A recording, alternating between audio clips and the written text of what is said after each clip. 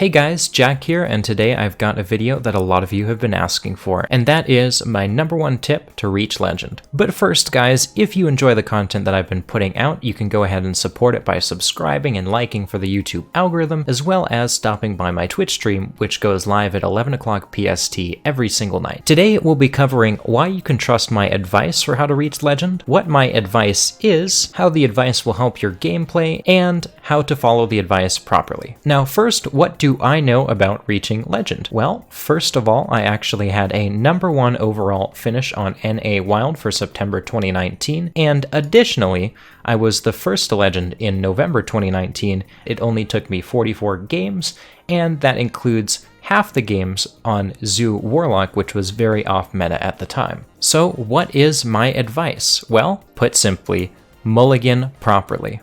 So you must be wondering, why will a proper mulligan get me legend? One thing I hear all the time in my stream is that Wild is just a coin flip. Now, I understand why people say that. Decks are very polar right now, and if you queue into the wrong matchup, oftentimes the game seems lost from turn 1.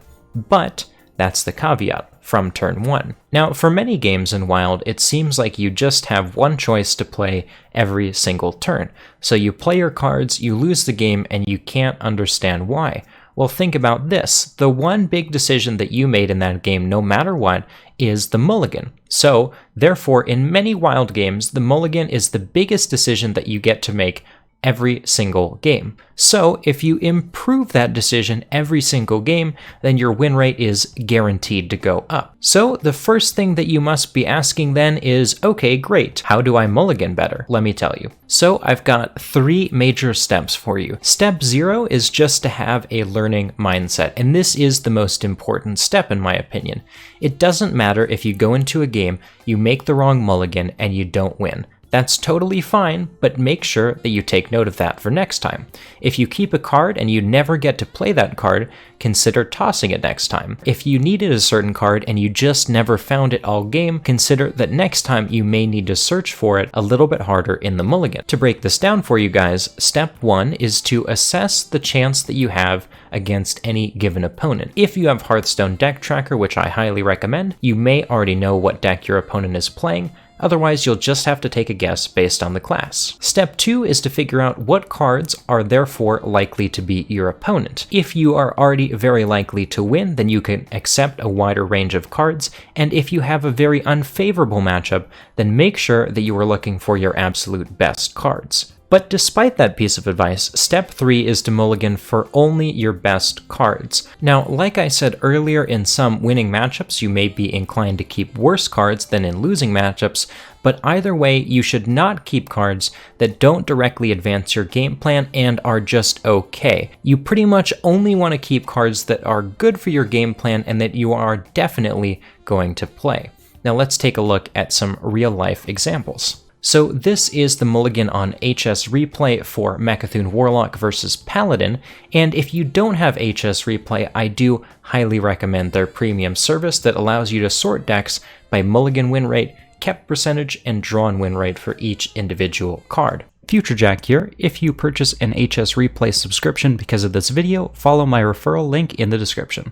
Now, I prefer to go off of drawn win rate because it doesn't rely on the skill of the player at hand, and as you can see, the best card versus Paladin is going to be Plague of Flames. Despite the fact that it has over a 70% drawn win rate, Plague of Flames is only kept 65.6% of the time. Now, if you are a Mecha'thun Warlock player and you weren't previously keeping Plague of Flames, there you go, your win rate just increased a massive percentage by following this advice. The other cards that you're looking for are going to be Defile, Dark Skies, and Cobalt Librarian, and pretty much everything else needs to be sent back into the deck. Now we're looking at the general mulligan for Cube Warlock. Notice that Skull of the Minari is one of the best cards in the deck, but it's only kept 85% of the time.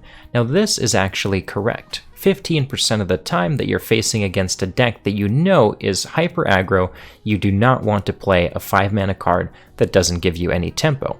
However, there are some Mulligan mistakes that stand out to me right away that would improve your gameplay if you were to play this deck. Now, as you can see, Kobold Librarian is an overwhelming keep at 97.7% of the time, but Prince Taldaram, which is one of the highest tempo plays in the deck on turn 3, is only kept a staggering 19.5% of the time. So if you play Q-Block, here's my advice. Keep Kobold always, keep Taldaram always, and then if you are playing against something that isn't hyper aggro, keep Skull. Everything else besides Voidcaller can pretty much go back into the deck where it came from. A lot of players, in fact about 80% of players, usually keep Eggs. However, Eggs are not a correct keep in this matchup because they don't win you the game versus control, and they don't win you the game versus aggro. So keep in mind that the cards that win you the game in Cube Warlock are going to be Voidcaller, Skull, Defile against aggro, and Prince Taldaram if you do manage to hit an egg. Don't keep cards that don't win you the game outright, like Mistress and the Eggs. So in conclusion, there are two big things that I want you to take away from this video, and that is 1, the Mulligan is the most important decision you make in almost every single game of Hearthstone.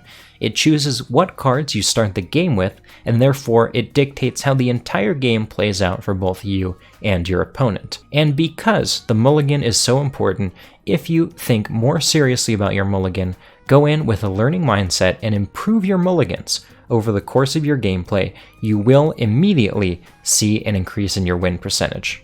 So that's all I have for you guys today. Thank you so much for watching. Let me know what videos you would like to see next, what topics you would like to be covered, and anything else that you have for me in the comments section. And don't forget to like and subscribe. Thanks guys, and I'll see you on Ladder.